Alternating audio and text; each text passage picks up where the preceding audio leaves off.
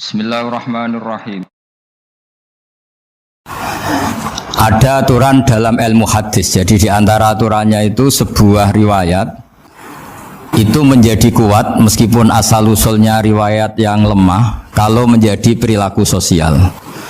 Karena perilaku sosial itu menunjukkan didikan atau pendidikan atau tarbiyah dari leluhur sampai kita. Misalnya saling memaafkan.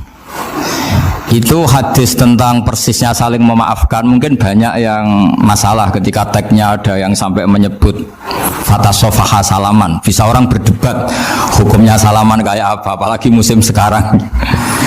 Orang saling curiga untuk nggak salaman itu.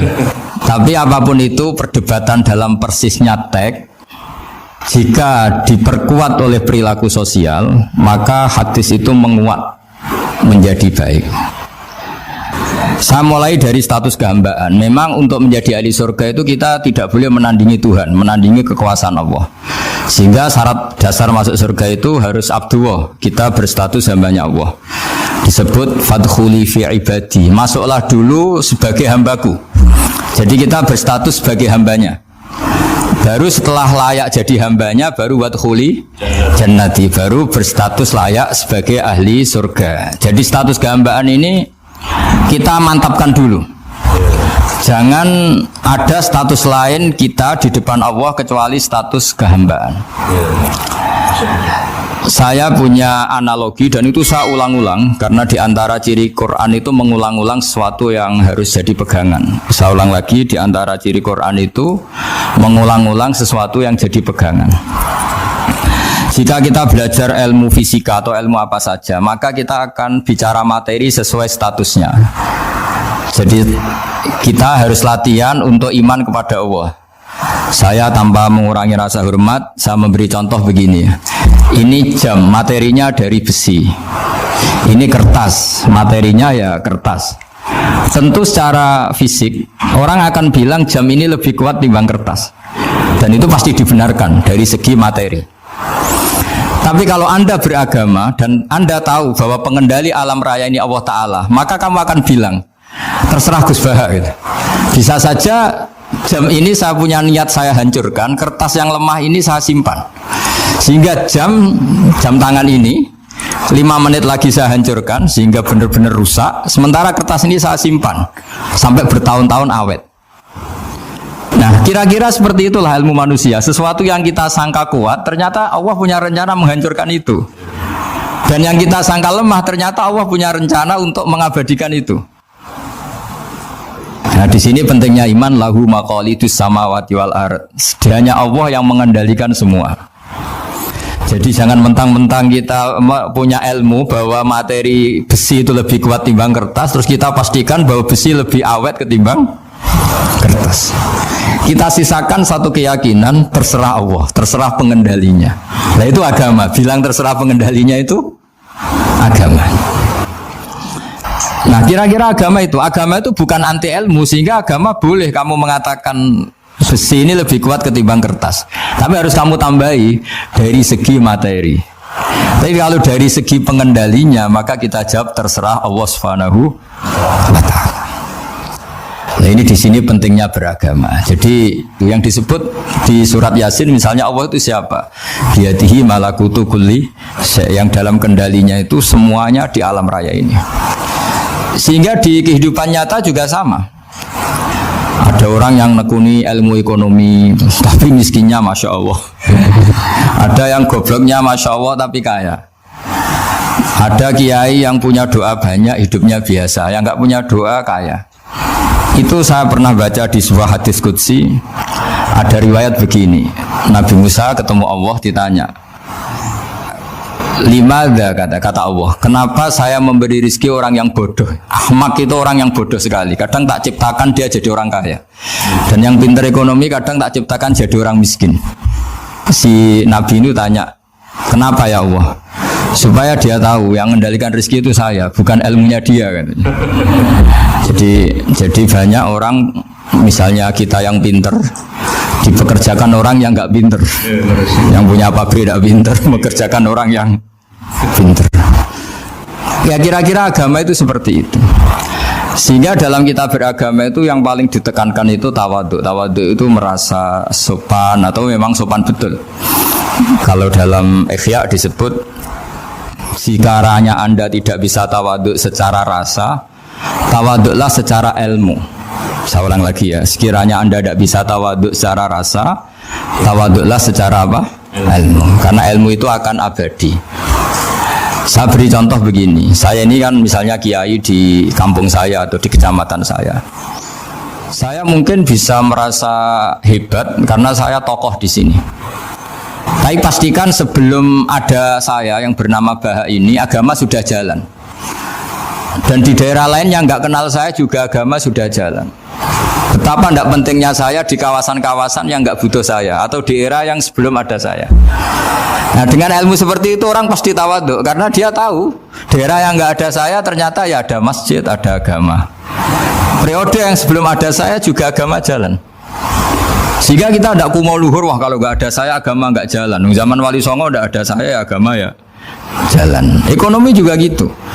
Kalau Anda pakar ekonomi yang mensejahterakan rakyat, cara tawaduk itu kalau nggak bisa dengan rasa, dengan ilmu. Sebelum ada kamu banyak orang kaya, banyak orang yang nggak kenal kamu juga kaya.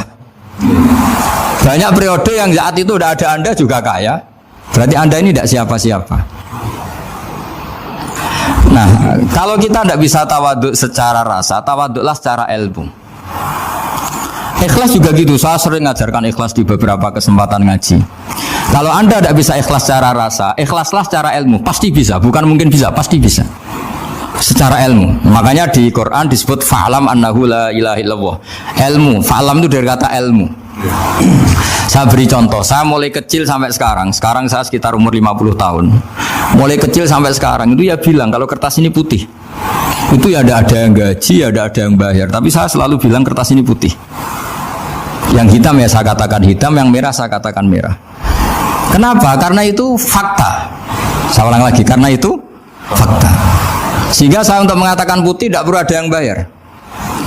Sehingga ketika kita latihan sholat, latihan ibadah dan mengakui Allah itu sebagai Tuhan kita akan malu. Faktanya Allah itu kan Tuhan. Mau mengatakan fakta kok minta upah, ini gimana? Kita mengatakan Allah Tuhan itu sama dengan mengatakan kertas ini putih. Sama-sama itu fakta. Sama seperti saya mengatakan Pak Jokowi itu presiden kami. Itu kan fakta. Masa nunggu kalau dikasih BLT katakan presiden, kalau enggak ya enggak. Itu kan ribet jadi. Pak Panut misalnya rektor UGM, mbok saya enggak digaji di sana atau enggak kerja di sana, bilang kalau beliau itu rektor. Pak Ganjar gubernur Jawa Tengah, mbok saya dikenal apa enggak ya beliau tetap gubernur. Lama sekali kita mengatakan fakta itu ikhlas. Ikhlas itu artinya enggak minta apa-apa. Karena kita ingin ngomong sesuai fakta. Nah Allah Tuhan itu fakta gitu. Nah kenapa untuk mengatakan Allah Tuhan nunggu? Bah, saya ini Tuhan kamu. Ya nunggu dulu Gusti, kalau engkau masukkan kami ke surga, engkau Tuhan. Kalau enggak ya enggak jadi. Tidak bisa seperti itu. Ya Allah tetap Tuhan. Nah, kalau Anda tidak bisa ikhlas secara rasa, ikhlaslah secara ilmu. Ilmu ya tadi kita akan selalu bilang yang putih putih, yang hitam hitam. Makanya ini pentingnya ilmu. Tawaduk juga gitu. Kalau Anda ditakdir orang yang GR, yang gede rumongso, ditakdir orang yang kumo luhur, secara rasa bisa dilawan secara ilmu.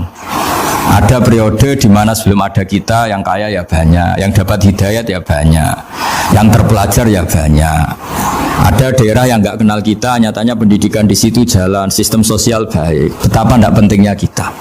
Nah, ini nanti memaksa kita atau melatih kita untuk tawaduk. Nah dari hikmah ilmu itu kemudian kita minta maaf sama orang lain itu mudah. Karena kita sadar bahwa adanya kita ini problem. Saya sering digojlok orang-orang kaya. Orang-orang kaya itu ya kadang agak kurang ajar tapi nggak bisa dibantah.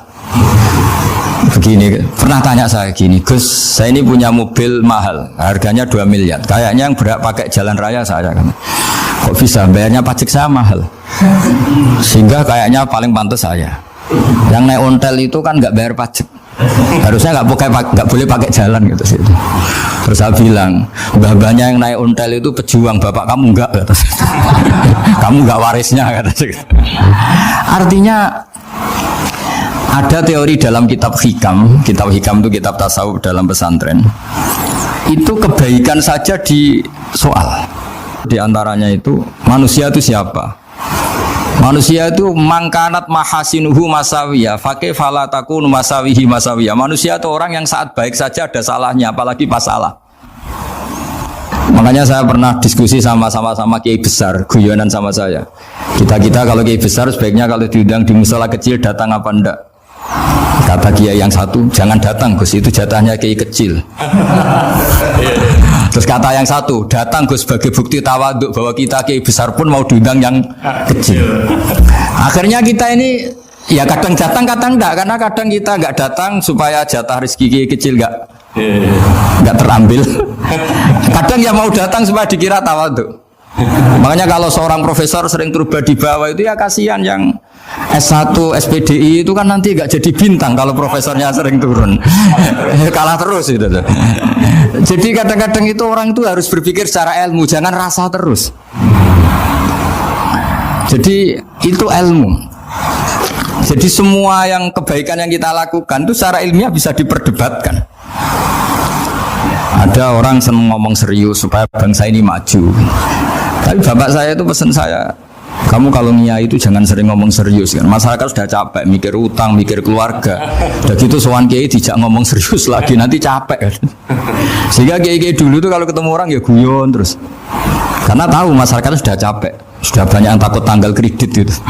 Sudah takut tanggal kredit, takut problem sowan kiai diancam neraka lagi, itu kan ketakutan berkali-kali. Jadi makanya ini kan kebaikan itu dievaluasi karena kita tidak nabi, tidak wali. Jadi kalau kata hikam itu apa yang Anda kira baik itu ada masalah, apalagi sedang masalah. Saya sering cerita ada orang suami istri harmonis sekali. Itu tanyakan ibunya, pasti mulai gak peduli dengan ibunya karena terlalu harmonis dengan istri. Oh, itu pasti bukan mungkin lagi. Jadi jangan tanya istrinya, tanya ibunya. Oh, jok nikah lupa saya, ngalor ngidul sama istrinya. Tanyakan temannya, wah itu jok nikah lupa temennya.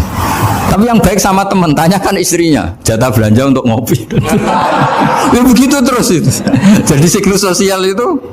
Nah, di sini pentingnya saling minta maaf karena dalam kebaikan kita pasti ada kesalahan. Ketika karir kita baik di pemerintahan maupun di kampus, pasti dengan sendirinya ada yang agak tersingkirkan. Meskipun itu sudah hukum alam, tapi apapun itu kita harus minta maaf. Maka kita tetap istighfar, tetap saling minta maaf. Di sini pentingnya dawuhnya para wali-wali. Dulu ada istilah wastighfaruna yahtaju ilal istighfar. Ketika kita minta maaf, sebetulnya minta maaf sendiri itu butuh minta maaf lagi. Minta maaf lagi itu butuh minta maaf lagi. Misalnya saya dengan Mas Hilmi ini akrab, pernah pakai uangnya misalnya. Itu kadang kita bayar itu malah tersinggung, kok kayak orang lain saja bayar. Minta maaf juga gitu. Kalau kamu punya teman akrab terus minta maaf resmi itu tersinggung, kayak wong liya ae jaluk sepuro. Jadi kadang jaluk sepuro itu malah masalah. Itu kan sama, kamu punya teman akrab terus kalau mau main assalamualaikum sakit masuk nopo boten angsal boten boleh enggak main, itu mesti teman kamu tersinggung, kok kayak orang lain saja.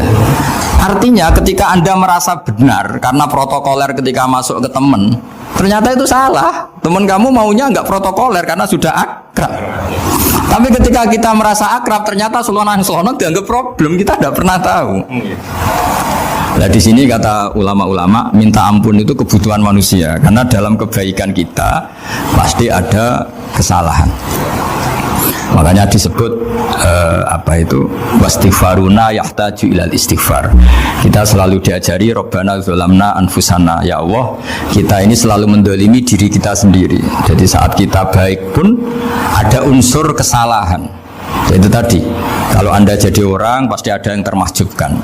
Kalau Anda kiai besar atau profesor atau pejabat turun ke bawah, ya kalau gubernur turun terus ya bupati gak jadi bintang kan.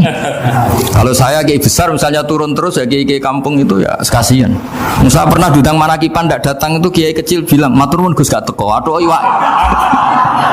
iwake gak untuk saya katanya. Barokahnya saya ada itu lucu ya, matur nuwun betul. Matur nuwun Gus jenengan gak dugi jadi. Akhirnya jatah besarnya untuk saya. Nah, tapi yang punya rumah komplain. Gus tak udang ora tau teko PP aku wong cilik. Aduh.